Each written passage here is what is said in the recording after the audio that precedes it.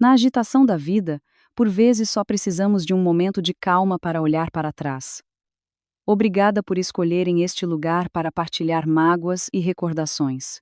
Caros amigos, na vida de uma mulher, talvez não haja dor maior do que a de ser cruelmente rejeitada pelo homem que amava com todo o seu ser e pela família para cuja construção tinha entregue a sua alma. Eu mesma provei essa dor extrema. Fui atirada para a rua com uma mão à frente e outra atrás, juntamente com o meu pequeno filho. Pensei que a minha vida se tinha afundado no abismo do desespero. Mas, caros amigos, por vezes, no meio da tempestade mais escura, um raio de luz pode aparecer do lugar mais inesperado. A minha história de hoje é uma que começa na humilhação, mas que abre uma jornada cheia de força e amor. Tudo a partir de um pão duro. O pesado portão de ferro fechou-se de golpe nas minhas costas. Um som seco e impiedoso, como se pusesse um ponto final em 5 anos da minha juventude. 5 anos de sacrifício naquela casa. Fora. A chuva miudinha de dezembro intensificava-se por momentos. As gotas frias açoitavam-me o rosto, misturando-se com as lágrimas quentes que rolavam pelas minhas bochechas. Apertei os braços tentando proteger o meu filho de 3 anos, Afonso, do frio penetrante. O menino aninhou-se no meu colo, os seus pequenos ombros a tremer sem cessar, levantou os seus grandes olhos redondos, cheios de perplexidade, e perguntou: Mamã, por que é que a avó e o papá nos expulsaram? Para onde vamos agora? Fiquei sem palavras, sem saber o que lhe responder. Apenas consegui abraçá-lo com mais força, com o coração a doer, como se alguém o estivesse a apunhalar. Apenas umas horas antes, eu ainda era a esposa do Tiago, a nora desta abastada família, mas agora era apenas uma mulher fracassada, expulsa de casa sem um único cêntimo no bolso. Assina isto de uma vez por todas, tinha-me dito bruscamente a minha sogra, Eulália, atirando os papéis do divórcio para cima da mesa com uma voz carregada de veneno. O meu filho Tiago vai casar-se outra vez. A Mônica é bonita e de boa família. Não uma salóia sem pai nem mãe como tu. Não mereces continuar nesta casa. Olhei para o Tiago, o homem que tinha amado com todo o meu ser, esperando encontrar nele alguma proteção, mas ele apenas manteve a cabeça baixa. A minha mãe tem razão, Sofia. Tu e eu já não somos compatíveis. Assina. Não compliques mais as coisas. Tinham-me tirado tudo. A casa, o carro, todas as propriedades estavam em nome do Tiago.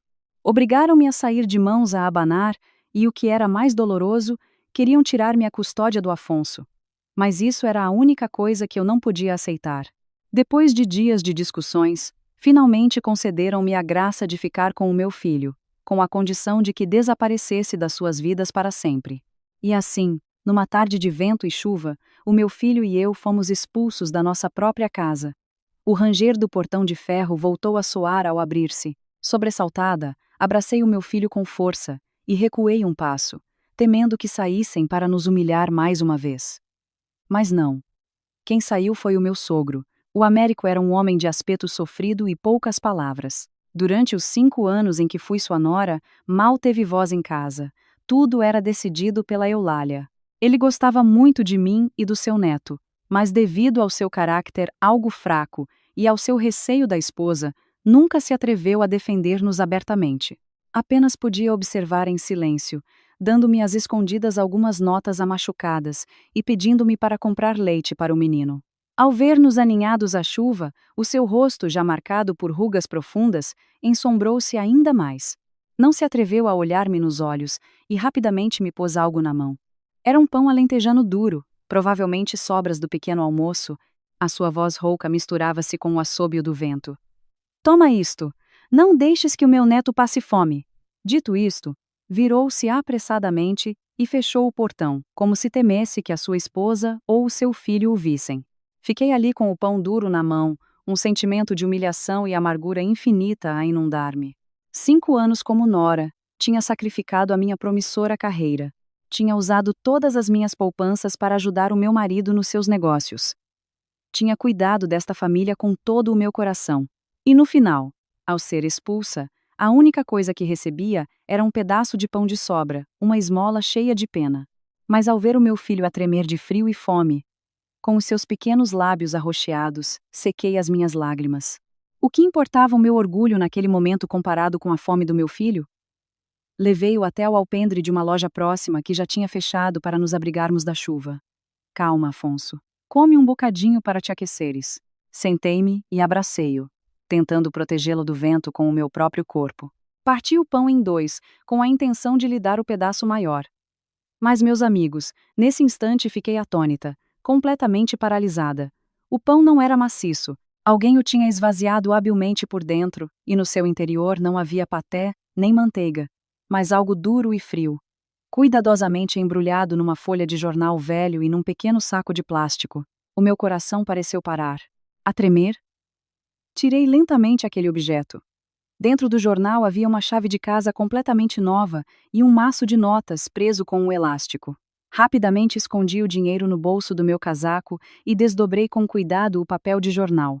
Era um pedaço de papel arrancado à pressa de um caderno. Nele, uma linha de texto escrita com uma letra desajeitada e trêmula. A caligrafia familiar do meu sogro. Beco das Sardinheiras. Número 7. Vai lá. Não o digas a ninguém. Fiquei sentada, petrificada, sob o alpendre frio, segurando a chave e o pedaço de papel. A chuva continuava a cair lá fora, mas dentro de mim desencadeava-se uma tempestade ainda maior. O que significava tudo aquilo? Por que é que o meu sogro tinha feito algo assim? Que casa era aquela? O medo, a confusão e um frágil raio de esperança começaram a abrir caminho na minha mente. Olhei de novo para o pão que tinha na mão. Já não era um símbolo de humilhação. Tinha se tornado um salva-vidas, uma porta misteriosa que acabara de se abrir diante de mim e do meu filho. Não sabia o que estava por detrás daquela porta, se era uma ajuda sincera ou outra armadilha, mas na minha situação não tinha outra opção. Tinha que ir, tinha que encontrar aquela morada, por mim e pelo meu filho. A chuva da tarde foi amainando, deixando apenas um gotejar constante sobre o telhado de chapa. O meu filho, depois de comer uns pedaços de pão, tinha adormecido nos meus braços, exausto. Fiquei sentada a abraçá-lo, com a mão a apertar com força a chave fria e o papel amarrotado. A confusão inicial foi dando lugar à determinação. Embora não soubesse o que me esperava, esta era a única esperança para nós. Não podia ficar ali para sempre. Acordei suavemente o meu filho, pulo às minhas costas, e usei as poucas moedas que me restavam no bolso para chamar um táxi. Para esta morada, por favor, disse ao taxista, entregando-lhe o papel com a voz ainda rouca de tanto chorar. O taxista olhou para mim. Uma mulher de aspecto abatido com uma criança às costas, com uma pitada de compaixão nos olhos, mas não perguntou nada. Apenas assentiu e ligou o motor. O carro serpenteou pelas ruas movimentadas de Lisboa, afastando-se gradualmente do luxuoso bairro do Restelo, onde uma vez tive um lar. À medida que avançávamos, a paisagem tornava-se mais humilde e próxima, entrando no bairro da Graça. Finalmente, o táxi parou em frente a um pequeno e tranquilo beco. Chegamos, senhora. Paguei, agradeci ao motorista e entrei sozinha com o meu filho no beco. O Beco das Sardinheiras era uma rua sem saída, limpa e segura. As casas não eram muito grandes, mas estavam bem construídas e rodeadas de vegetação. Encontrei o número 7. Uma pequena casa térrea no final do beco, com um pequeno pátio dianteiro cercado e uma buganvília em plena floração. A casa estava pintada de um amarelo pálido, com um aspecto quente e pacífico, completamente oposto à fria ostentação da outra mansão. Parei diante do portão, indecisa, com o coração a bater a 1000 por hora. E se fosse um erro? A tremer, introduzi a chave na fechadura. Clique, um pequeno som ressoou. A fechadura abriu-se. Empurrei o portão. Entrei e usei a mesma chave para abrir a porta da casa. A porta de madeira abriu-se, revelando um espaço limpo e arrumado. Tudo no interior parecia novo. O chão de mosaico hidráulico brilhava.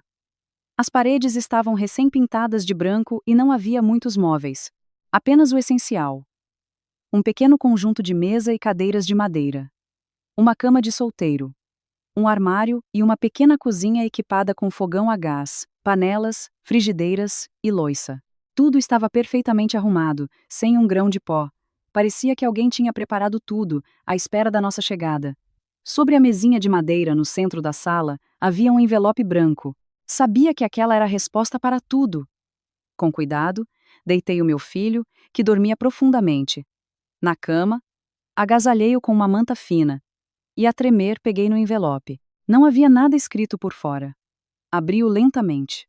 Dentro, havia uma carta manuscrita em várias páginas de um caderno escolar amarelado.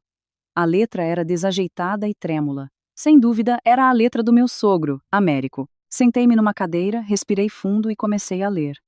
Sofia, minha filha. A primeira linha fez-me saltar as lágrimas. Tinha me chamado filha. Quando leres estas linhas, provavelmente já tereis tido de abandonar aquela casa. Lamento, filha.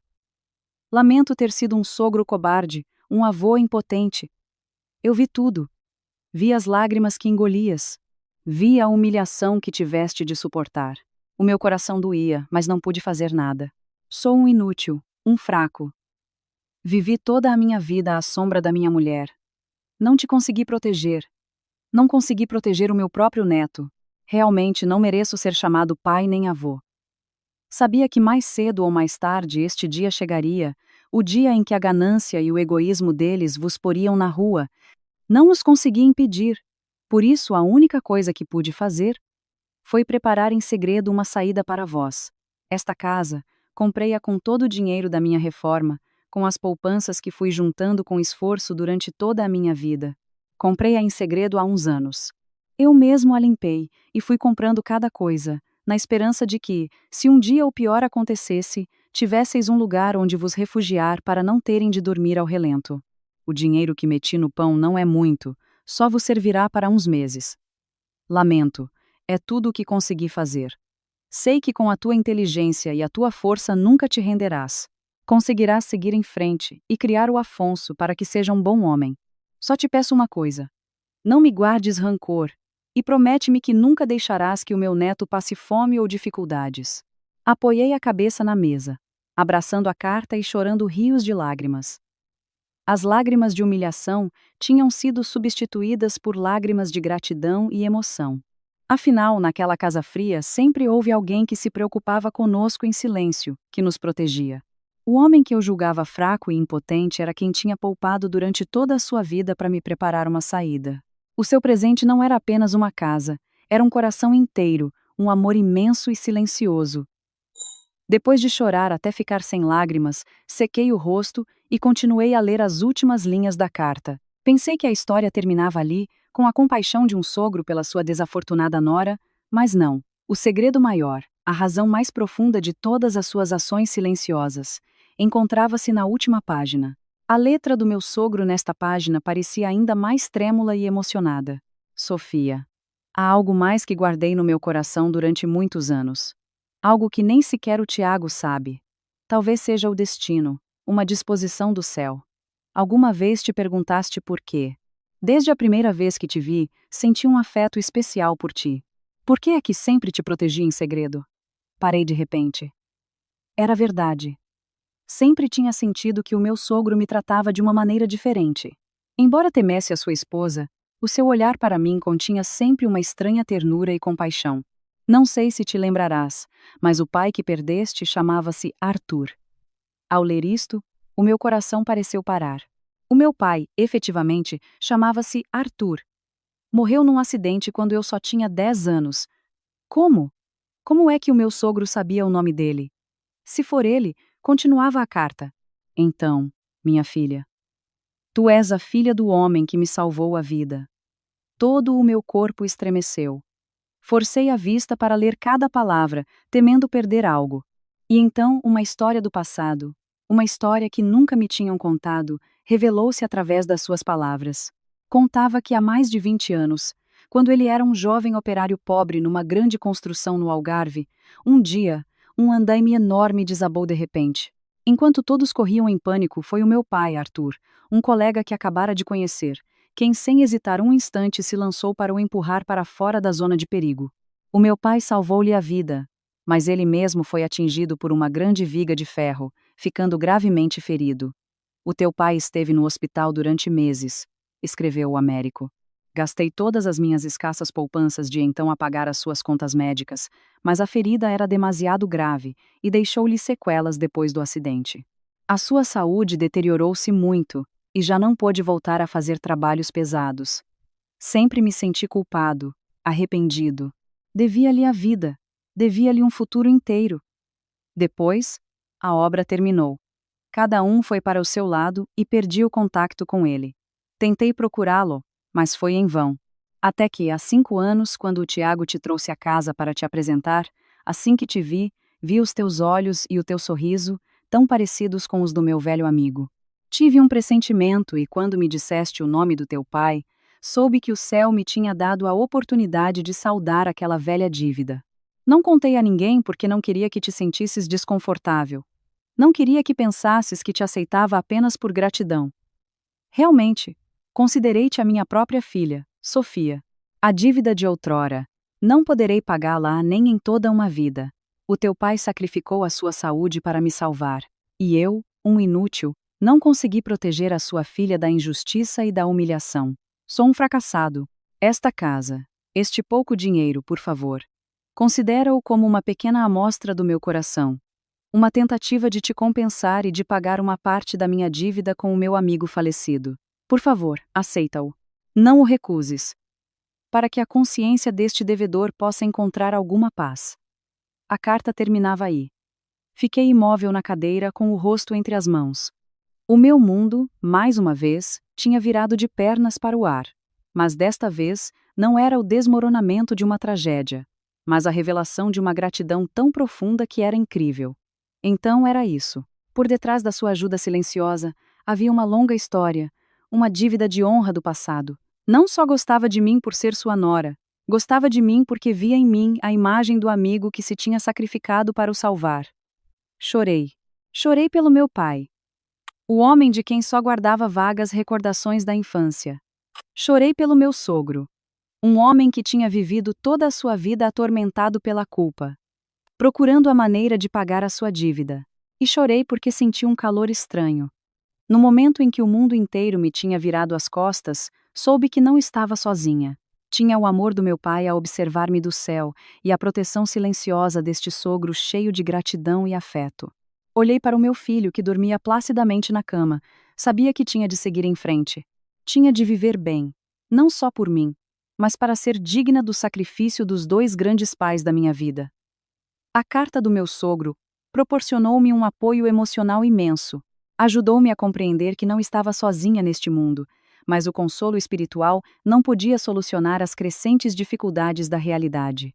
A pequena casa que o Américo me tinha deixado era sem dúvida um presente de valor incalculável.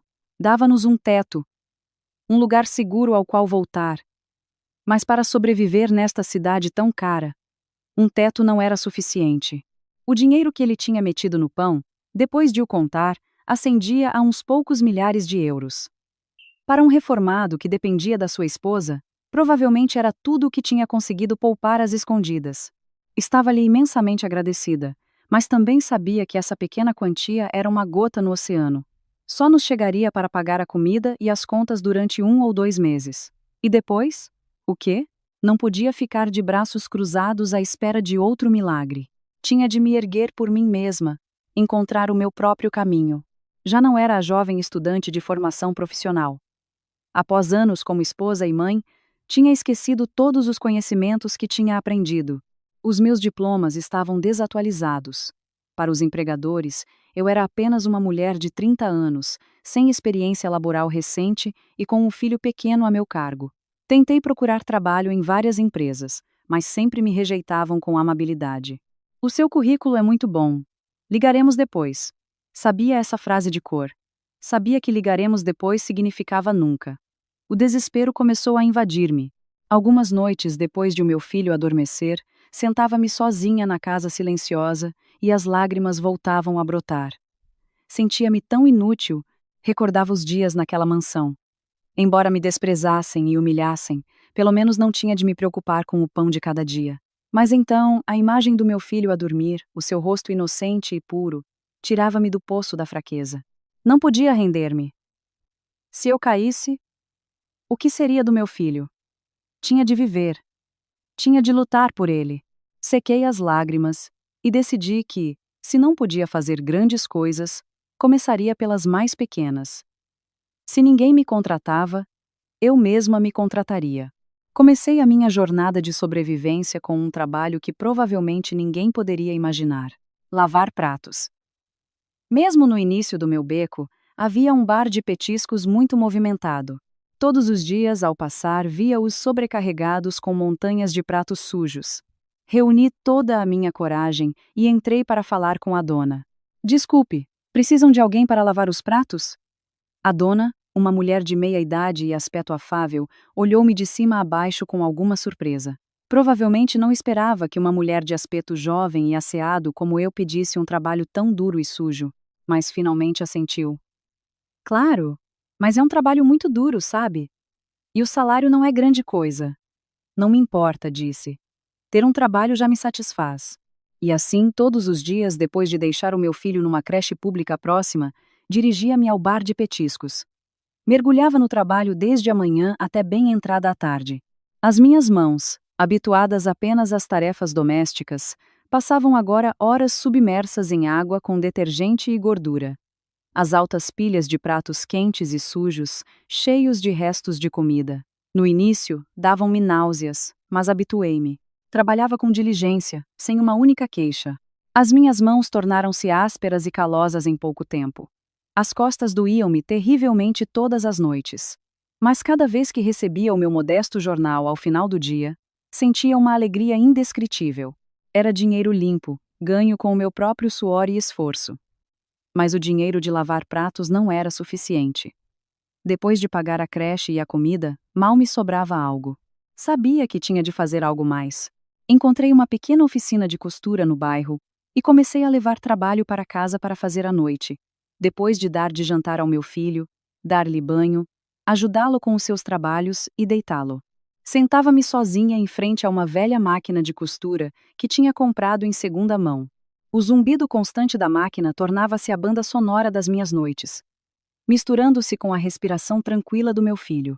Cosia sem descanso até que os meus olhos exaustos já não conseguiam manter-se abertos. Só me permitia dormir umas poucas horas por noite. De manhã, antes de o sol nascer, já estava de pé para preparar o pequeno almoço do meu filho e começar um novo dia de azáfama. A vida para mim e para o meu filho transcorria assim, cheia de dificuldades e carências, mas incrivelmente quente. A nossa pequena casa, embora sem luxos, estava sempre limpa, arrumada e cheia das gargalhadas de uma criança. O Afonso era um menino muito bom e compreensivo. Sabia que a sua mãe trabalhava arduamente, por isso nunca pedia nada. Estudava por sua conta, arrumava os seus próprios brinquedos. Às vezes vinha a correr e massageava-me as costas com as suas mãozinhas. Estás cansada, mamã? Deixa-me fazer-te uma massagem. Nesses momentos, todo o meu cansaço parecia desvanecer-se. O meu filho era a minha fonte de motivação, a minha única razão para viver. Tinha cortado todo o contato com a família do meu ex-marido. Não queria saber, nem precisava de saber, como viviam. Esse passado tinha-o guardado num canto do meu coração. Mas por vezes, em sonhos, voltava a ver a imagem do meu sogro, o Américo. Preocupava-me com ele.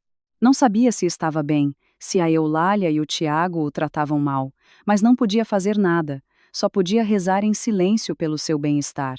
Pensava que as nossas vidas e as deles seriam duas linhas paralelas que nunca mais se cruzariam. Mas estava enganada. O turbilhão do destino estava prestes a voltar a unir-nos da maneira mais irônica possível. Enquanto o meu filho e eu lutávamos para sobreviver, naquela luxuosa mansão, uma nova vida tinha começado.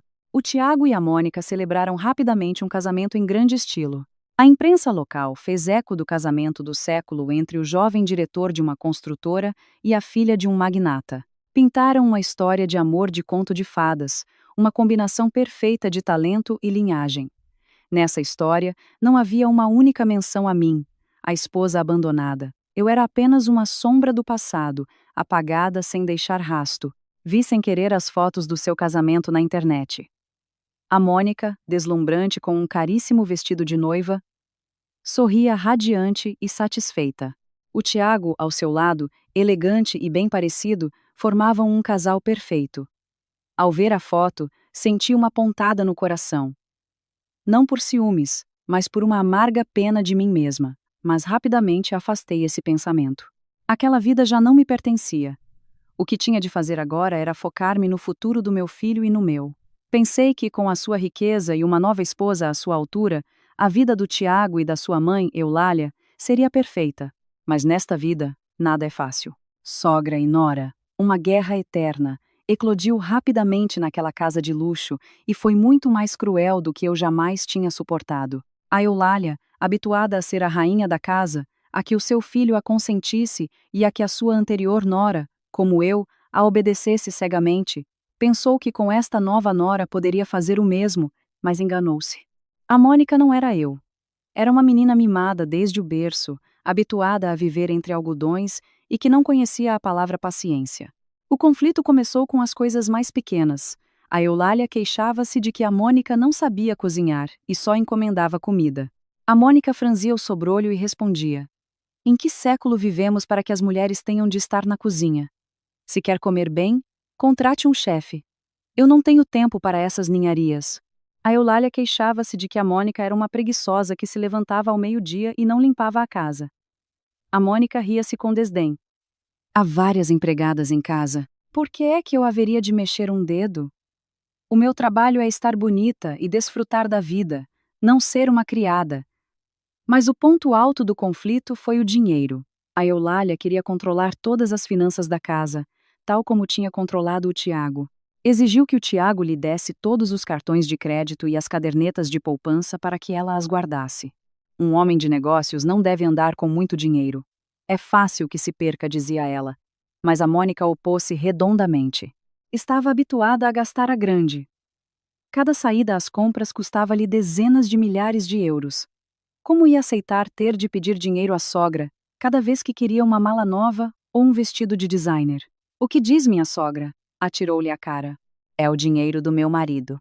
Ele ganha-o e ele tem o direito de decidir. Já é crescida, devia descansar e não se meter tanto nos nossos assuntos. O que é que tu disseste? Atreves-te a faltar ao respeito à tua sogra?" A Eulália estava furiosa. "Eu sou a mãe dele. Esta casa é minha." "Sua?" A Mônica sorriu com desdém. "Olhe para as escrituras. Em nome de quem estão?" "Em nome do Tiago, o meu marido. Eu sou a sua esposa legal. Eu sou a dona desta casa. A senhora, para ser sincera, só está a viver de favor na nossa casa." O choque de realidade deixou a Eulália sem palavras. Estava habituada a fazer e desfazer a sua vontade, a que o Tiago a obedecesse sem pestanejar. Nunca imaginou que a nora de boa família de quem tanto se gabava seria uma tigresa tão difícil de domar. A guerra entre as duas mulheres poderosas eclodia diariamente. Discutiam e insultavam-se da manhã à noite.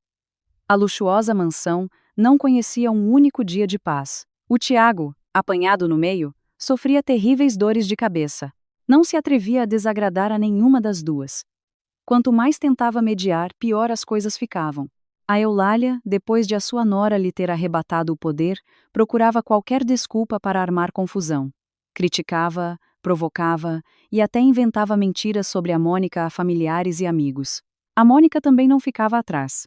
Usava o dinheiro do Tiago para subornar as empregadas, tornando-as suas espiãs para vigiar cada movimento da sogra. Também comprava, de propósito, artigos de luxo, coisas que a Eulália nunca poderia pagar, só para a irritar. A vida de luxo com que a Eulália e o Tiago sempre tinham sonhado tinha se tornado um verdadeiro campo de batalha, uma tragicomédia sem fim. Soube destas histórias por antigos vizinhos. Ao ouvi-las, não senti alegria, mas uma profunda ironia. Tinham sido tão cruéis ao nos expulsarem para a rua, apenas para trazerem para casa um castigo ainda pior. Suponho que a isso se chama karma. Enquanto a tempestade se desencadeava na casa do meu ex-marido, a vida do meu filho e a minha continuava em silêncio, entre o esforço e as dificuldades. O zumbido da máquina de costura todas as noites tinha se tornado a canção de embalar habitual do meu filho. As minhas mãos, antes de dedos longos e finos de uma mulher que mal tinha feito trabalhos duros, estavam agora calosas e ásperas, cheias de picadas de agulha e queimaduras de gordura. Já não tinha tempo para me olhar ao espelho ou lamentar a minha sorte. Toda a minha mente e energia estavam centradas num único objetivo: ganhar dinheiro suficiente para que o meu filho tivesse uma refeição decente e uma cama quente. No entanto, a vida parecia querer continuar a pôr à prova a minha resistência. Uma noite, enquanto estava a trabalhar na máquina de costura, o Afonso teve uma febre muito alta. O seu corpo ardia, a sua cara estava vermelha, e a delirar chamava-me. Mamã, mamã. Entrei em pânico e abracei-o. Usei todos os remédios caseiros que conhecia para baixar a febre, desde panos de água morna a dar-lhe água com limão e mel, mas a febre não baixava. Sabia que tinha de o levar ao hospital, mas ao olhar para a minha carteira vazia, com o pouco dinheiro que mal chegava para o arroz e a comida do dia seguinte, o meu coração encolheu-se. O que ia fazer? No meio da confusão e do desespero, de repente lembrei-me dos velhos objetos da minha mãe, as coisas que tinha trazido comigo da aldeia, guardadas cuidadosamente num pequeno baú de madeira. Lembrei-me que a minha mãe tinha guardado um par de pequenos brincos de ouro, o dote da minha avó. Talvez tivesse chegado o momento de os usar. A tremer, abri o baú. Um cheiro familiar a madeira velha e cânfora encheu o ar. Procurei entre as velhas blusas bordadas e as fotos a preto e branco da família. E ali, debaixo de tudo, encontrei os brincos, embrulhados num lenço de seda cor de lótus que já tinha amarelecido. Mas junto aos brincos havia algo mais que tinha esquecido por completo. Era um pequeno caderno. A capa de couro estava gasta, e as páginas interiores amareladas pelo tempo. Abri-o com curiosidade. Era a letra da minha mãe, suave e cuidada. O caderno continha receitas, os segredos para fazer todo o tipo de doces e compotas tradicionais da minha terra. A minha mãe, em vida, foi uma mulher incrivelmente habilidosa. Não só era perita em costura e bordado, como também fazia os doces e compotas mais famosos de toda a região. As recordações da minha infância voltaram com uma clareza espantosa. Lembrei-me dos dias de festa, quando a pequena cozinha da nossa casa se enchia do aroma doce do açúcar, do gengibre e das amêndoas. Lembrei-me da imagem da minha mãe sentada junto ao fogo, a mexer com agilidade as amêndoas cobertas de açúcar numa grande frigideira de ferro. E as suas amêndoas cobertas eram uma iguaria que ninguém podia esquecer. Não eram duras como as que se compravam, eram estaladiças e aromáticas, com uma doçura equilibrada, cobertas por uma fina camada de caramelo brilhante, mas conservando no seu interior o sabor torrado e delicioso da amêndoa. Cada vez que as fazia, toda a vizinhança vinha pedir uma prova e todos elogiavam o seu sabor. A minha mãe dizia-me sempre que o segredo estava na seleção das amêndoas, na técnica do caramelizado e, sobretudo, num aroma secreto que obtinha da flor de laranjeira e de algumas outras ervas do nosso jardim. Todos esses segredos estavam agora neste caderno. Passei as páginas, lendo cada linha escrita pela minha mãe. Receitas de família. Amêndoas cobertas. Doce de amêndoa do Algarve. Pastéis de Tentugal. Ovos moles de aveiro. Bolos de laranja caseiros. Cada doce evocava em mim uma torrente de recordações doces de uma infância pobre, mas cheia de calor e felicidade. Sorri sem me dar conta, esquecendo por um momento a preocupação com a doença do meu filho. Mas ao fechar o caderno, uma ideia repentina surgiu na minha mente. Uma ideia tão audaciosa que me sobressaltou a mim mesma. Por quê? Porque não tentava fazer estes doces para os vender? Tinha as receitas, os segredos de família da minha mãe. Estes doces, na cidade grande, seriam certamente uma novidade. Algo que muitas pessoas gostariam. Não eram apenas doces, eram uma história. O sabor da minha terra, o sabor das recordações. Essa ideia foi como uma corrente elétrica que percorreu o meu corpo. Acendeu uma chama de esperança, um novo caminho que nunca tinha considerado. Já não teria de lavar pratos nem passar as noites a cozer. Poderia criar o meu próprio produto, construir o meu próprio negócio. Não venderia apenas um doce, venderia uma história. A história da minha mãe, do amor que ela punha em cada amêndoa, em cada bolo. Uma marca, uma nova carreira, começava a nascer das recordações do passado, no meio da maior necessidade e desespero. Naquela noite, depois de levar o meu filho ao médico e comprar-lhe os medicamentos, a febre baixou e ele dormiu tranquilo. Eu não dormi. Sentei-me à mesa, sob a luz do candeeiro, e copiei cuidadosamente cada uma das receitas da minha mãe. Não vendi os brincos da minha mãe. Decidi guardá-los como um amuleto, como um capital espiritual. O capital para começar o meu negócio sairia das minhas próprias mãos e dos poucos euros que tinha conseguido poupar. A minha jornada como empreendedora, uma mulher sem nada, começou assim, a partir de um velho caderno de receitas e de uma fé inabalável no legado da minha mãe. Com o pouco capital que me restava depois de pagar os medicamentos do meu filho, só pude começar da forma mais modesta. Fui ao mercado da Ribeira e selecionei cuidadosamente as melhores amêndoas, o gengibre mais fresco e aromático e os limões mais sumarentos. Passei um dia inteiro na minha pequena cozinha a trabalhar com esmero e a seguir à risca as instruções do caderno da minha mãe. A sensação de descascar cada amêndoa, de ralar o gengibre, de mexer cada dose de amêndoas cobertas, produziu-me uma alegria e um entusiasmo desconhecidos. Era como se tivesse recuperado uma parte das minhas recordações, uma parte de mim mesma que tinha esquecido. A primeira fornada de amêndoas cobertas saiu do fogo. Não era tão perfeita como a da minha mãe, mas o sabor era o mesmo. A doçura equilibrada do caramelo, o sabor torrado da amêndoa, tudo isso combinado com o subtil aroma da flor de laranjeira, despertou em mim todo um mundo de recordações da infância. Mas, uma vez feitos, onde e como vender? Los era um problema difícil. Não tinha dinheiro para alugar um espaço nem experiência em publicidade online. Só tinha uma bicicleta velha e a minha perseverança. Decidi começar com a venda ambulante. Comprei uma pequena vitrina em segunda mão. Montei-a na parte de trás da bicicleta e pendurei um cartaz escrito à mão com esmero. Doces da Mamã Sofia, o sabor de casa. O nome ocorreu-me nessa mesma noite. Queria usar o meu nome e a recordação da minha mãe para construir uma marca autêntica e próxima. No primeiro dia, empurrei a bicicleta carregada com as caixas de doces cuidadosamente embaladas até ao mercado perto da minha casa. Estava envergonhada, tímida. Não me atrevia a apregoar a minha mercadoria. Fiquei num canto à espera que alguém reparasse em mim. Mas, no meio do bulício do mercado, a minha pequena banca ambulante passava completamente despercebida. Em toda a manhã, só vendi umas poucas caixas, principalmente a vizinhos que me compraram para apoiar. Voltei para casa um pouco desanimada, mas ao ver o meu filho à minha espera à porta, disse a mim mesma que não podia render-me. Decidi mudar de estratégia. Em vez de ficar parada, seria mais proativa. Preparei pequenas amostras num prato para que as pessoas as provassem. Senhora, senhor, querem provar as amêndoas caseiras? São caseiras, totalmente naturais, sem conservantes. No início, a minha voz soava tímida, mas pouco a pouco fui ganhando confiança, e, milagrosamente, o sabor falou por si mesmo. Quem as provava não hesitava em comprar uma ou duas caixas para levar. O sabor especial dos meus doces, juntamente com a minha sinceridade e simplicidade, foi conquistando pouco a pouco o carinho das pessoas. Não vendia apenas no mercado, também levava a minha bicicleta para as zonas de escritórios à hora do almoço e para os parques industriais à hora da saída. Eram locais com muita gente e com uma grande procura de um lanche limpo e saboroso. O trabalho era esgotante.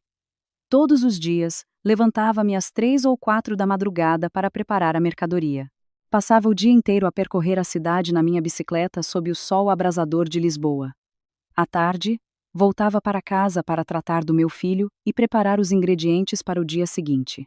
Havia dias em que não vendia quase nada e voltava para casa preocupada, sem saber o que aconteceria no dia seguinte. Havia dias em que me deparava com a polícia municipal e tinha de arrumar tudo à pressa e fugir como se fosse uma delinquente. Mas não desanimei.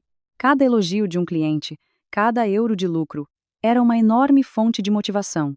Os seus doces são deliciosos. Não são tão enjoativos como os das lojas. A minha filha viciou-se nas suas amêndoas. Com essa honestidade, de certeza que se vai dar bem. Essas simples palavras davam-me a força para superar todas as dificuldades. A minha banca ambulante foi se tornando cada vez mais conhecida. As pessoas começaram a chamar-me por um nome carinhoso. A Sofia dos Doces. Não só me compravam, como também me perguntavam pela minha vida, conversavam comigo, partilhavam as suas histórias. Já não me sentia sozinha. Nesta grande cidade, tinha encontrado o calor e a amabilidade das pessoas simples. O número de clientes crescia a cada dia. Eu sozinha não dava conta do recado. Comecei a pensar em ampliar o negócio. Mas de onde tirar o capital? De novo, enfrentava um problema difícil, mas talvez o céu ajude quem se ajuda a si mesmo.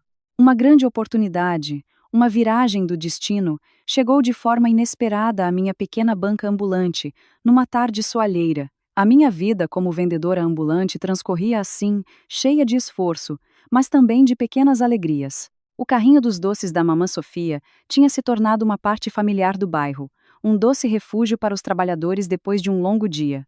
Já tinha uma clientela fixa e estável, suficiente para que o meu filho e eu tivéssemos uma vida modesta, mas sem ter de nos preocupar com cada refeição como antes.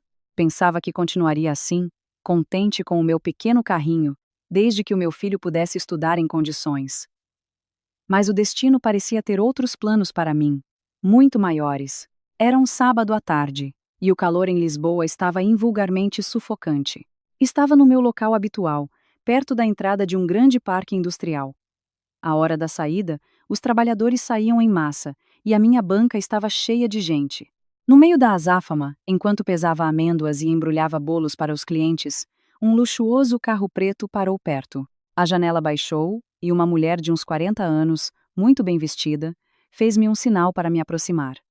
Por favor, ponha-me um pouco de cada para provar, disse ela com uma voz suave e educada. Fiquei um pouco surpreendida. Os meus clientes eram na sua maioria operários e estudantes. Era raro que uma cliente num carro tão luxuoso parasse.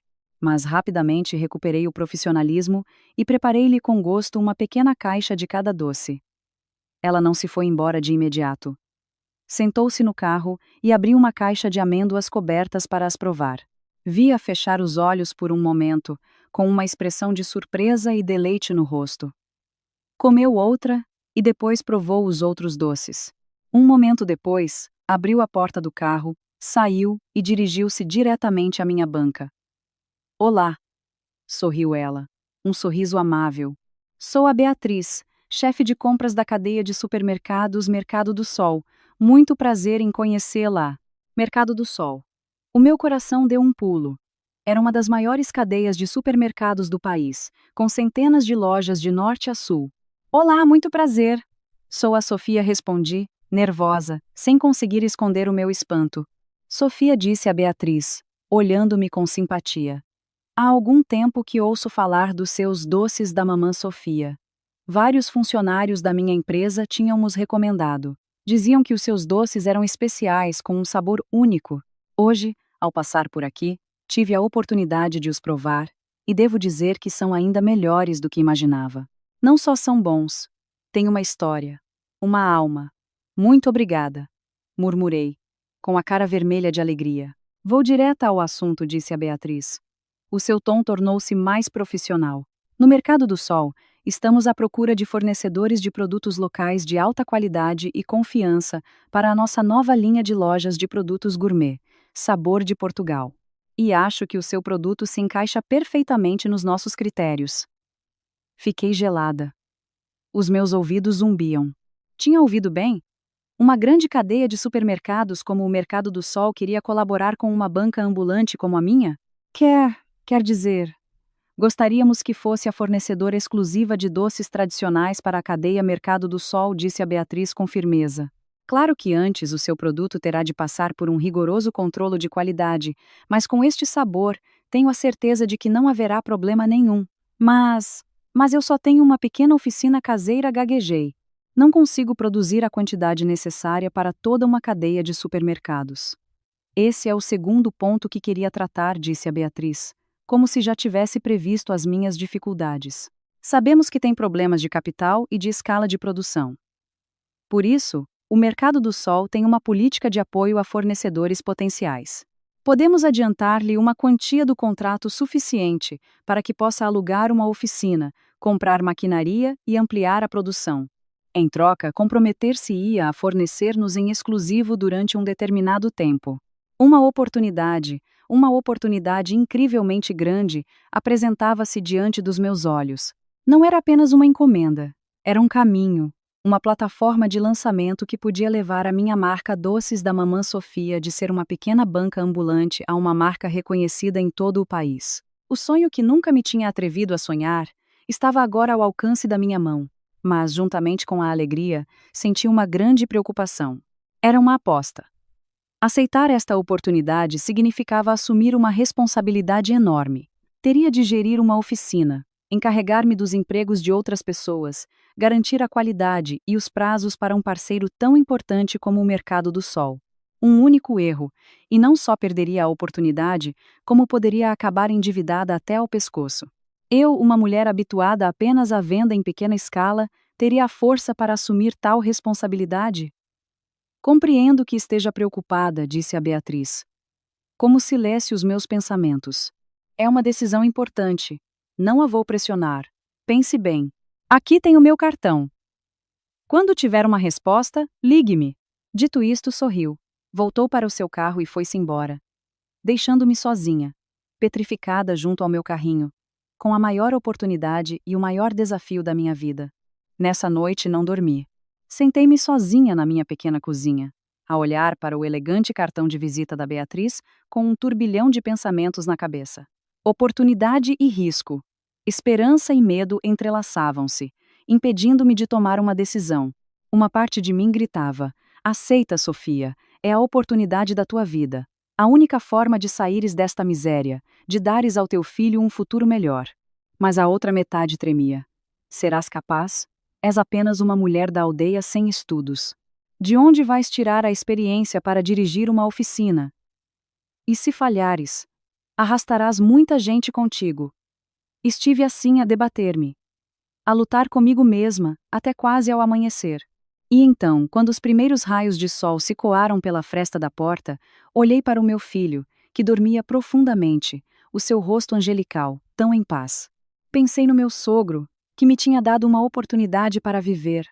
Pensei na minha mãe, que me tinha deixado um legado tão valioso, e soube que não podia recuar. Não podia conformar-me para sempre com este carrinho ambulante. Tinha de aproveitar a oportunidade, não só por mim, mas por todos os que tinham acreditado em mim e me tinham amado. Tomei a minha decisão. Nessa manhã, liguei a Beatriz. Estou, senhora Beatriz. Sou a Sofia. Pensei bem. Aceito colaborar com o mercado do sol. Do outro lado da linha, ouvi a Beatriz rir com alívio. Ótimo, Sofia. Sabia que não me desiludiria. Bem-vinda à grande família do mercado do sol. A chamada terminou. Mas uma nova jornada cheia de espinhos, mas também de esperança, acabava de começar. O dinheiro que o mercado do sol me adiantou era uma soma considerável, suficiente para fazer muitas coisas, mas para construir uma oficina que cumprisse as normas de higiene e segurança alimentar, e para comprar maquinaria moderna, ainda me faltava. Precisava de mais capital. Não hesitei em recorrer aos meus amigos, aos amáveis vizinhos do meu pequeno beco. Não eram ricos, mas tinham sido testemunhas de todo o meu processo de superação desde o primeiro dia em que empurrei o meu carrinho à chuva. Tinham visto o meu esforço, a minha perseverança e, o mais importante, a minha honestidade. Apresentei-lhes o meu plano, a oportunidade de colaborar com o mercado do sol e as dificuldades que enfrentava. Força nisso, Sofia, disse a Helena, a dona da mercearia da esquina, a primeira a falar. Não tenho muito dinheiro, mas confio em ti. Empresto-te 5. 0 € sem juros. E eu também, acrescentou o senhor Manuel, o taxista reformado. Tenho uns quantos milhares de euros poupados para a velhice. Empresto-tus também. Considera isso um investimento na futura patroa. E assim, pouco a pouco, cada um contribuiu com o que podia. 50, 30, até alguns com apenas algumas centenas de euros. Juntaram as suas poupanças e entregaram-mas. Não só como dinheiro, mas como uma prova de fé. Segurei aquele dinheiro impregnado do afeto das pessoas com lágrimas nos olhos. Prometi a mim mesma que nunca trairia essa confiança. Com o capital assegurado, pus mãos à obra de imediato. Aluguei uma velha oficina abandonada nos arredores da cidade. Com a ajuda de alguns familiares que vieram da aldeia, reparámo-la nós mesmos, pintamos as paredes e instalamos um novo sistema elétrico e de canalização. Percorri as feiras de maquinaria em segunda mão para comprar o equipamento necessário ao melhor preço. E depois, chegou a parte mais importante: o pessoal. Não procurei artesãos experientes. Voltei ao meu próprio beco. Fui ter com as mulheres, as mães solteiras, as que tinham situações difíceis como a minha. Meninas, vou abrir uma oficina de doces. O trabalho não é muito pesado. Pagarei um salário justo com segurança social. Querem vir trabalhar comigo? O meu convite foi recebido com olhos lacrimejantes e assentimentos sem hesitação. Vieram ter comigo não só por um trabalho, mas porque viam em mim alguém que as entendia. Uma esperança. A oficina de doces da Mamã Sofia inaugurou-se assim, sem grandes celebrações, apenas com pessoas que partilhavam uma mesma situação e uma mesma vontade de superação. Tornámo-nos uma família. Não só lhes ensinei a fazer doces, como também partilhei com elas as minhas experiências. Incentivei-as a superar as suas dificuldades. A nossa oficina estava sempre cheia de risos e conversas. As primeiras fornadas de doces foram produzidas em série, em grandes quantidades, mas conservando intacto o sabor artesanal e seguindo estritamente a receita familiar da minha mãe. No dia em que os primeiros lotes foram embalados, etiquetados com a marca Doces da Mamã Sofia, e um grande caminhão do Mercado do Sol veio buscá-los, todas nos abraçamos e choramos. Eram lágrimas de felicidade, de orgulho. De uma banca ambulante, tínhamos agora uma oficina. De uma mulher expulsa de mãos a abanar, tinha me tornado numa empresária que dava trabalho e esperança a muitas outras mulheres. A minha jornada de superação tinha entrado numa nova fase. A colaboração com o Mercado do Sol foi o trampolim de ouro que levou a minha marca, Doces da Mamã Sofia, de ser um nome conhecido num pequeno beco, a conquistar o grande mercado. O primeiro lote dos nossos produtos, ao ser exibido nas prateleiras da linha Gourmet Sabor de Portugal, causou um pequeno furor, com uma embalagem elegante e rústica, e a comovente história da mãe e da receita familiar impressa em cada produto. Os doces da Mamã Sofia captaram de imediato a atenção dos consumidores. Mas o que realmente os conquistou foi a qualidade. Num mercado inundado de produtos industriais cheios de açúcares químicos e conservantes, o sabor natural, doce e aromático dos meus doces foi como uma lufada de ar fresco. As pessoas provavam-nos e sentiam a autenticidade, sentiam o coração de quem os tinha feito. Provar os doces da Sofia é como voltar à infância. Ao sabor dos doces que a minha mãe fazia no Natal, comentou um cliente na página web do supermercado. As críticas positivas espalharam-se de boca em boca. As nossas vendas dispararam, superando todas as minhas expectativas e as da direção do Mercado do Sol. A Beatriz, a mulher que me deu a primeira oportunidade, ligou-me exultante. Sofia, és incrível! O teu produto é um dos mais vendidos em toda a cadeia. Eu sabia. Não me enganei contigo. O sucesso inicial deu-me um impulso tremendo. Não me deitei sobre os louros. Sabia que para chegar longe, tinha de continuar a esforçar-me, a continuar a melhorar. Usei os lucros para reinvestir na ampliação da oficina, modernizar a maquinaria e, sobretudo, na investigação e desenvolvimento de novos produtos. O caderno da minha mãe não continha apenas receitas de doces, era um verdadeiro tesouro da gastronomia da minha terra. Juntamente com as trabalhadoras, que também eram mulheres de grande habilidade culinária, começamos a experimentar outras sobremesas tradicionais, pastéis de tentugal perfumados, bolos de laranja fofos, ovos moles de aveiro. Cada novo produto que lançávamos era cuidado com esmero, desde a seleção de ingredientes até a embalagem, para manter o sabor tradicional e garantir a segurança alimentar.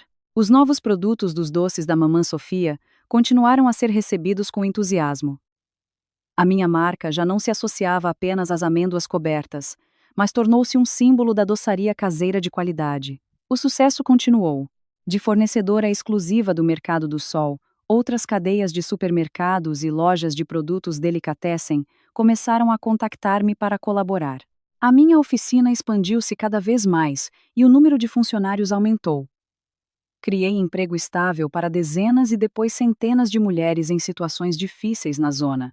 Já não eram empregadas, eram as minhas companheiras, as minhas irmãs. Trabalhávamos juntas, partilhávamos as alegrias e as tristezas da vida. A oficina de doces da Mamã Sofia tornou-se um lar comum, um refúgio para muitas vidas quebradas. Outro grande marco chegou quando uma delegação de empresários da Alemanha, numa viagem de prospecção de mercado por Portugal, visitou uma das lojas do Mercado do Sol e provou os meus produtos. Ficaram impressionados com o sabor refinado e a história humana da marca. Contactaram-me diretamente para importar os doces da Mamã Sofia e distribuí-los no mercado alemão, um dos mais exigentes do mundo. O primeiro envio de exportação, embora pequeno em quantidade, teve um significado enorme. Confirmou a qualidade e o prestígio de uma marca portuguesa. Doces da mamã Sofia já não era apenas o sabor de casa. Tinha se tornado o sabor de Portugal que cruzava fronteiras. O tempo passou a voar. 3 anos depois de ser uma mulher expulsa de mãos a abanar, tinha me tornado numa empresária de sucesso. Comprei uma casa nova, maior e mais confortável, para que o meu filho e eu tivéssemos uma vida plena. Paguei todas as minhas dívidas de gratidão aos meus amáveis vizinhos com juros, mas a dívida de afeto sabia que nunca poderia pagá-la por completo. O meu filho, Afonso, foi estudar para um dos melhores colégios internacionais, onde podia desenvolver-se plenamente, tanto em conhecimento como em caráter. Pude dar-lhe um futuro brilhante com as minhas próprias mãos e o meu esforço. Às vezes, no meio da azáfama do trabalho, conduzia sozinha e passava em frente à antiga mansão. Continuava lá, luxuosa e fria. Olhava para o pesado portão de ferro, o lugar onde 3 anos antes nos tinham expulsado numa tarde de chuva. O meu coração já não sentia nem uma pitada de rancor ou dor, apenas uma serena calma. Aquele passado, embora amargo, foi o ponto de partida do meu renascimento. Se não fosse pela sua rejeição, talvez nunca tivesse chegado onde estou hoje. Agradeci em silêncio a adversidade, porque me ensinou a ser forte. Enquanto a minha vida florescia, do outro lado da cidade, uma verdadeira tempestade arrasava a vida da família do meu ex-marido. A lei do karma por vezes não é rápida, mas quando chega, é implacável. O Tiago, depois de se casar com a herdeira Mônica, teve a vida de luxo que sempre tinha sonhado. O seu sogro injetou uma grande quantidade de capital para expandir a sua construtora. Vivia entre algodões, de festa em festa, convivendo com a alta sociedade. Esqueceu por completo o seu passado humilde e a esposa que o tinha acompanhado nos momentos mais difíceis. Mas o sucesso construído sobre a traição e a incompetência nunca é duradouro. Na realidade, o Tiago não era um bom homem de negócios. O seu sucesso anterior deveu-se em grande parte ao meu apoio silencioso e às minhas poupanças. Sem mim para analisar os números e traçar a estratégia, a sua empresa começou a mostrar as suas fraquezas. Embarcou em projetos que ultrapassavam a sua capacidade. Tomou decisões erradas e, sobretudo, não soube gerir o dinheiro. A Mônica, a sua esposa herdeira, só sabia gastar, não ganhar. Considerava a empresa do seu marido como uma mina de ouro inesgotável, esbanjando o dinheiro em artigos de luxo e viagens exóticas. O capital do seu sogro esgotou-se em pouco tempo. Os projetos estagnaram, as dívidas acumularam-se. O Tiago perdeu a sua aparência ostentosa. Tornou-se irritável. Bebia com frequência e costumava chegar a casa e descarregar na sua esposa. A Mônica também não ficava atrás. Começou a criticá-lo, a zombar da sua incompetência. Não posso acreditar que sejas tão inútil. Onde está todo o dinheiro do meu pai? As discussões acaloradas sucediam-se diariamente, transformando a sua mansão num campo de batalha. Mas quem semeou ventos e colheu a maior tempestade foi a minha ex-sogra, a Eulália. Depois de o seu filho se casar com uma rica herdeira, tornou-se ainda mais arrogante e gananciosa. Já não se contentava com a pequena mesada que o seu filho lhe dava. Queria mais. Queria ter a sua própria carreira para se exibir perante os outros. Com as poupanças de toda a sua vida, mais uma grande soma que tirou ao Tiago depois de vender a antiga casa de família, seguiu o conselho das suas amigas e meteu-se em investimentos financeiros. Mas, com a sua falta de conhecimento e a sua ganância desmedida, caiu rapidamente na armadilha de um esquema em pirâmide. Pintaram-lhe um panorama de enriquecimento rápido com lucros astronômicos.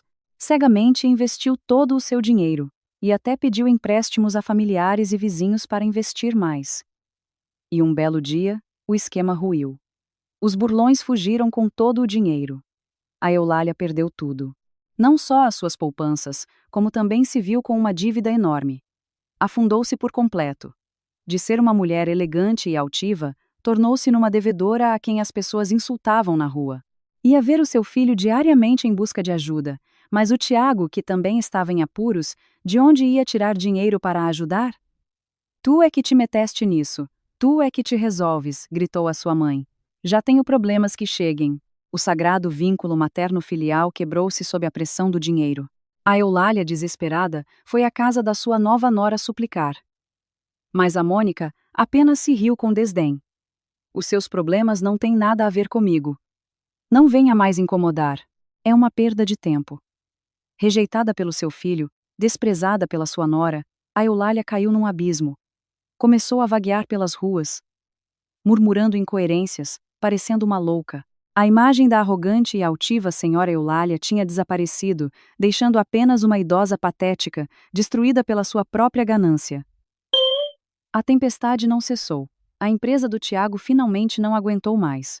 Teve de declarar falência. O banco penhorou a mansão. A Mônica, ao ver que o barco se afundava de verdade, não hesitou um instante e pediu o divórcio.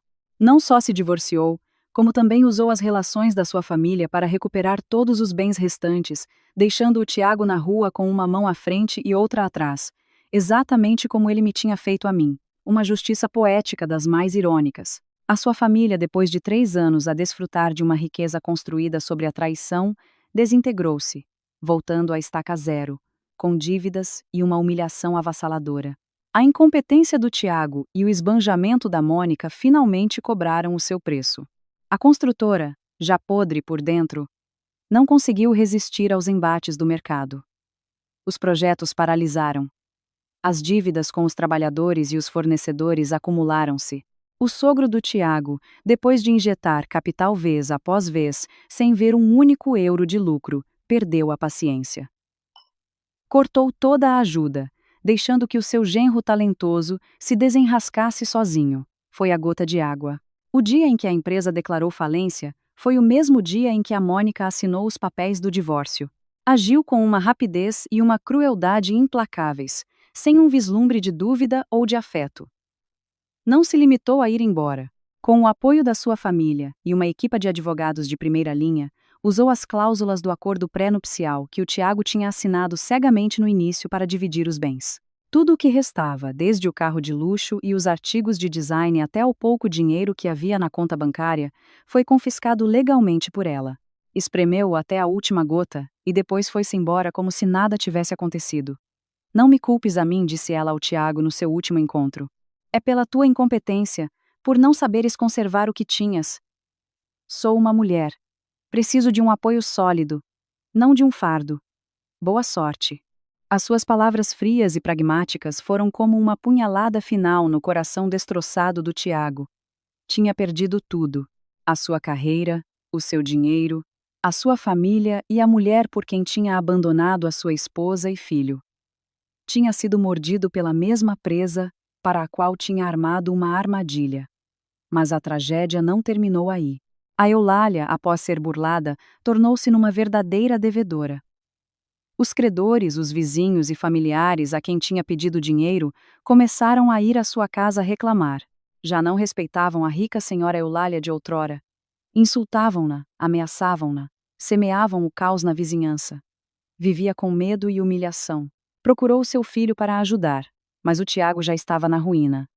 Não me procures mais, mãe, gritou-lhe ele. Por tua culpa, pela tua ganância insaciável, acabei assim. Desenrasca-te sozinha. O amor maternal, perante a pressão da miséria, tinha se transformado em ressentimento e acusações mútuas. Finalmente, sem outra saída, viram-se obrigados a vender a casa principal, a casa da qual a Eulália sempre se tinha sentido tão orgulhosa, para pagar as dívidas. Depois de pagar aos credores da Eulália e as dívidas bancárias da empresa do Tiago, mal sobrou nada. De viverem numa mansão com carros de luxo, tornaram-se autênticos desamparados, sem um cêntimo. Tiveram de alugar um pequeno e degradado quarto num bairro operário. O quarto, de apenas 10 quadrados, era úmido e mal cheiroso. Era um castigo, uma justiça poética das mais irônicas para quem tinha sido tão cruel ao nos pôr na rua. O Tiago, de ser um bem parecido diretor, trabalhava agora como peão de obra para sobreviver. O trabalho duro sob o sol e a chuva destruiu rapidamente o seu aspecto elegante. Tornou-se magro, moreno e envelheceu 10 anos.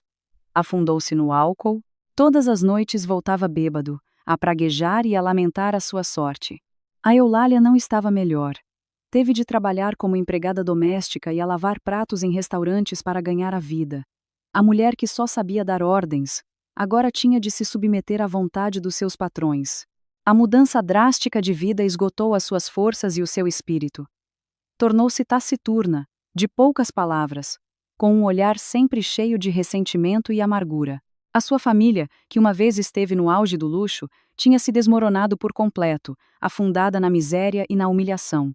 Cada um estava a provar o amargo preço da traição e da ganância desmedida. O tempo passou.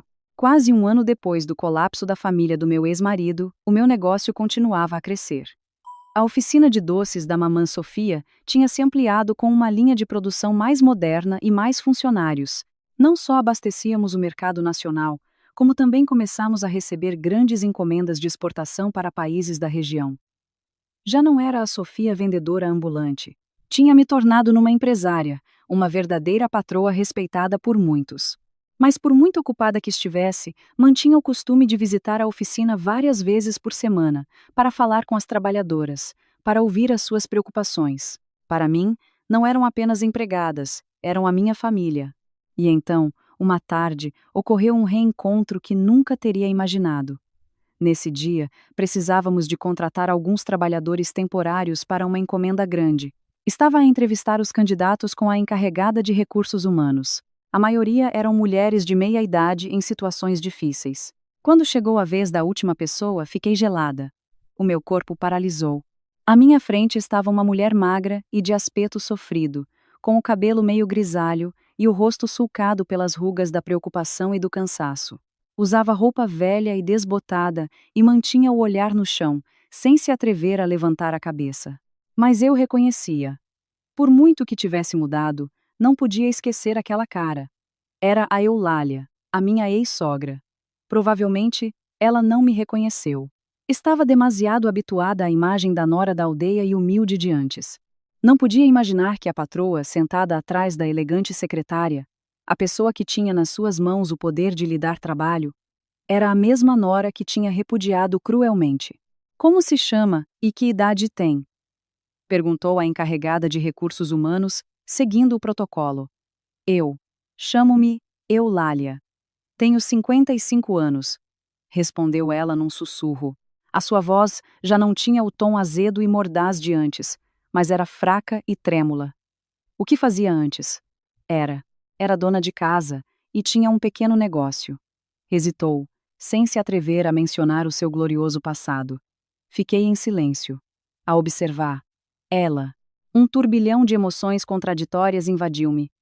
Surpresa, uma certa satisfação, mas sobretudo uma estranha pena.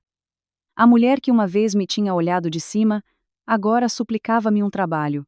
As voltas que a vida dá são realmente imprevisíveis. De acordo, disse eu, tentando que a minha voz soasse calma, sem revelar qualquer emoção. O trabalho aqui é bastante duro. Ficará na secção de embalagem. O salário de experiência é de 1.000 euros por mês com refeição incluída. Parece-lhe bem? Ao ouvir o salário e as condições tão boas, a Eulália levantou a cabeça de repente. Um raio de esperança brilhou nos seus olhos. Foi a primeira vez que me olhou diretamente na cara. E nesse instante, o seu olhar congelou. A esperança foi rapidamente substituída pelo horror, pelo choque e pela incredulidade. Os seus lábios tremeram. Sou. Sofia? És tu? Olá. Eulália assenti com um sorriso leve e distante. Há quanto tempo? Quem diria que nos reencontraríamos nestas circunstâncias? A Eulália desabou na cadeira, a tremer dos pés à cabeça. Olhou para mim. Depois olhou ao redor da moderna oficina, para as trabalhadoras ocupadas. Olhou para o grande letreiro que dizia: Doces da Mamã Sofia, LDA. Finalmente entendeu tudo. Tudo encaixava. Não. Não pode ser, murmurou, como se tivesse perdido a razão. Tu. Não conseguiu articular uma frase completa. Esta verdade era para ela mais amarga que a falência. Mais humilhante que ter de trabalhar para outros. A pessoa a quem mais tinha desprezado, a quem tinha abandonado sem piedade, estava agora numa posição que ela nunca poderia ter sonhado. Era uma justiça poética, uma bofetada do destino à sua arrogância e estupidez. Este irônico reencontro abriu o último capítulo, cheio de tragédia e arrependimento, na vida da família do meu ex-marido. Aquele irônico reencontro na oficina deixou em mim um eco difícil de descrever. Após o terrível choque daquele dia, a Eulália não se atreveu a voltar ao trabalho, partiu sigilosamente como uma sombra, levando consigo a humilhação e uma verdade que não podia aceitar. Não dei ordem para a despedir. Sabia que, para alguém tão orgulhosa como ela, ter de trabalhar às ordens da nora da aldeia, que tinha repudiado, era um castigo muito mais severo do que 1000 repreensões.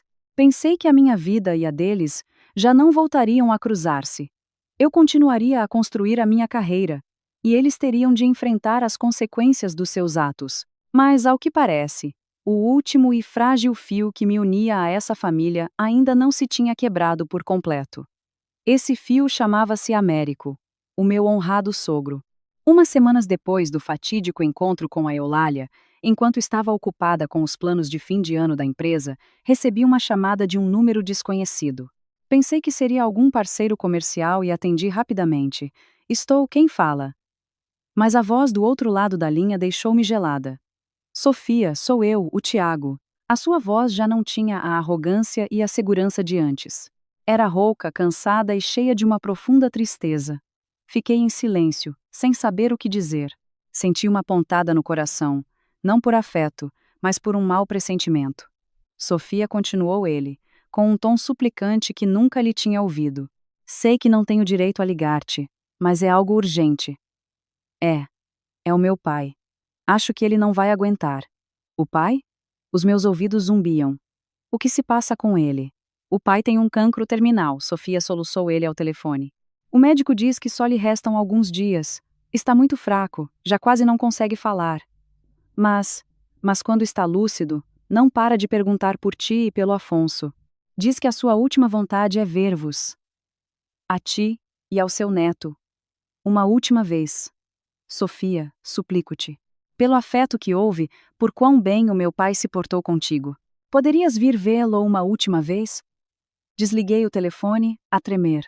O meu sogro, aquele homem bom e sofrido que me tinha protegido em segredo, que nos tinha dado a mim e ao meu filho uma oportunidade para viver, estava a morrer, e o seu último desejo era ver-nos. Senti uma dor aguda. Recordei a sua imagem, a sua figura magra e silenciosa, o seu olhar sempre carregado de tristeza e impotência. Recordei o pão duro que me deu naquela tarde de chuva. Os meus olhos encheram-se de lágrimas, mas juntamente com a dor, senti um conflito interno. Voltar àquele lugar, enfrentar aquelas pessoas. A Eulália, que me tinha humilhado, o Tiago, que me tinha traído. As feridas do meu coração, embora cicatrizadas, ainda doíam ao toque. Tinha medo de que, ao voltar, todas aquelas recordações dolorosas ressurgissem e destroçassem a minha alma de novo. E também pelo meu filho. Não queria que ele visse cenas desagradáveis. Não queria que tivesse contato com as pessoas que tinham feito mal à sua mãe. Passei toda a noite em claro. Pensei nas palavras cruéis da Eulália, na traição do Tiago. A raiva voltou a surgir. Eles não mereciam que eu voltasse. Mas então, a imagem do meu sogro, o seu sorriso amável, o seu olhar culpado na carta e o seu pedido não deixes que o meu neto passe fome voltaram à minha mente. Ele era inocente, ele era o nosso benfeitor. Tinha passado a vida atormentado pela culpa, procurando a maneira de nos compensar. Agora, à beira da morte, com um desejo tão pequeno, como podia eu negá-lo? O meu rancor era com eles, não com ele. Se pelo meu próprio ódio não lhe permitisse cumprir a sua última vontade, a minha consciência nunca estaria tranquila. Tornar-me-ia numa ingrata, não muito diferente das pessoas que tanto desprezava. Na manhã seguinte, com os primeiros raios de sol, tomei uma decisão. Voltaria. Deixaria de lado todo o rancor, toda a dor, para cumprir o meu dever como nora, para corresponder ao sincero afeto de um pai. Voltei a ligar ao Tiago. Eu vou. Manda-me a morada. Pedi uns dias de folga na empresa e deleguei tudo no meu pessoal de confiança. Disse ao meu filho que íamos visitar o avô, que estava muito doente. O Afonso, embora fizesse muito tempo que não o via, ainda se lembrava dele.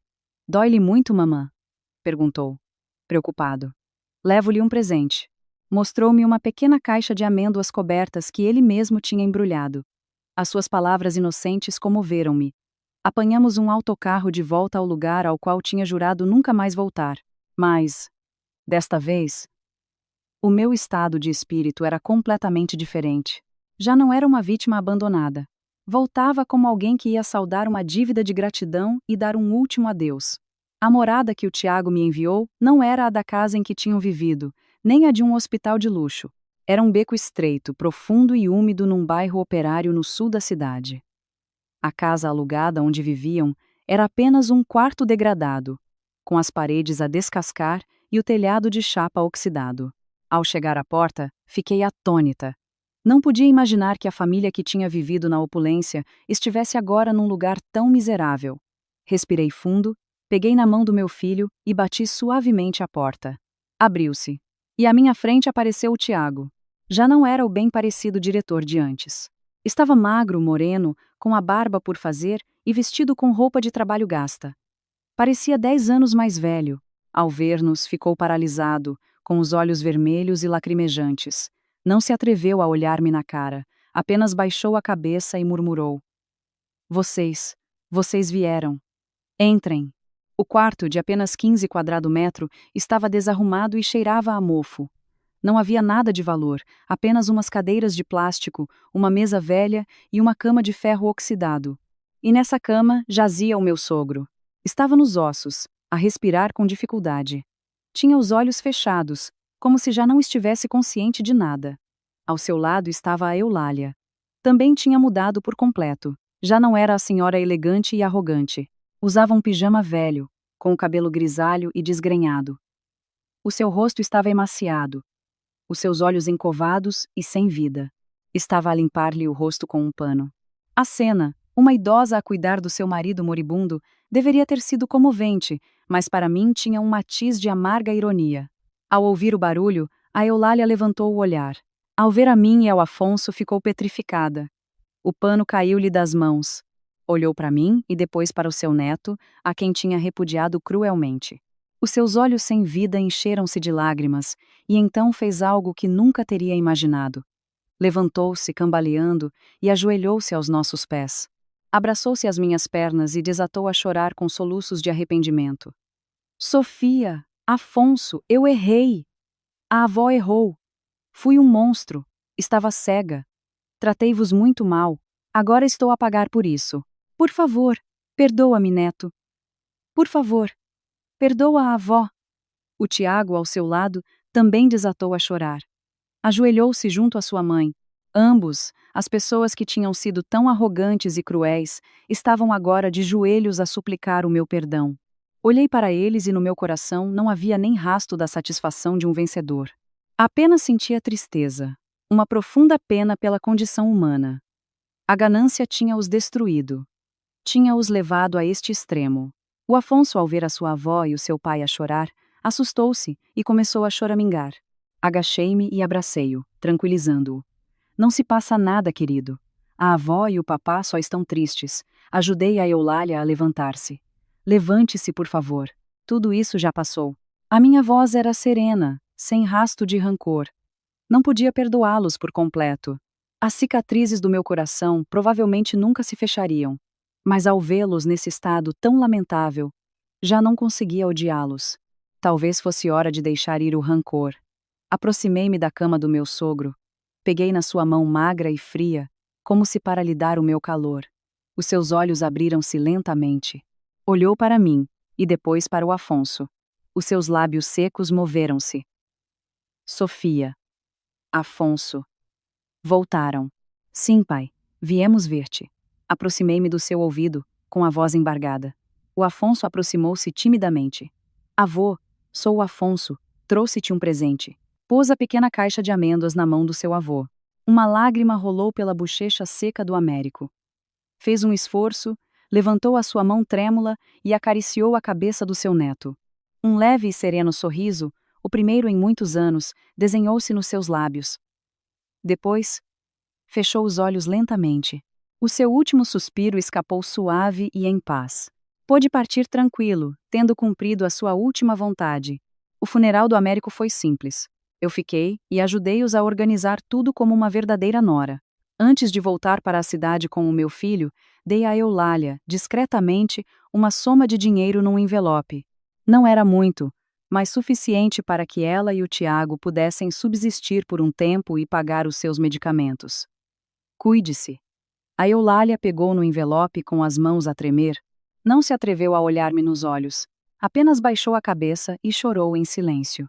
Não o fiz por pena. Filo pelo meu sogro. Queria que ele descansasse em paz. E também o fiz por mim mesma. Peguei na mão do meu filho e afastei-me daquele pequeno beco, daquele passado cheio de rancor.